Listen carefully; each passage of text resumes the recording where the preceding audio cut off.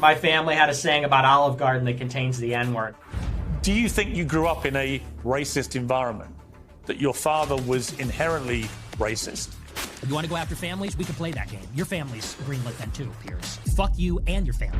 You did bring up the guy's dad, and you said his name. This is a person who has had people attempt to assassinate him. The most powerful role model in any child's life is the same-sex parent.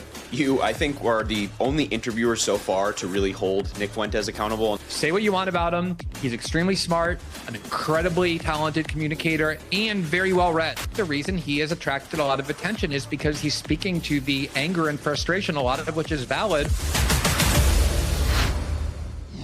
Just about everybody else has had their say on my interview with Nick Fuentes this week, with the notable exception of me. There's been columns in newspapers and magazines, endless hours of YouTube commentary, hundreds of thousands of posts on X, plus the inevitable swarm of groyper weirdos following me everywhere online.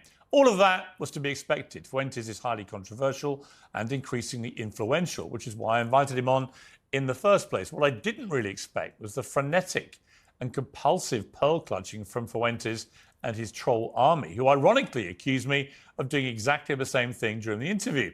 Fuentes and his followers are particularly upset about this. There was an episode of your podcast where you talked about your father, Bill Fuentes, and how he wouldn't take the family, including you, to certain restaurants because he believed they were associated with African Americans.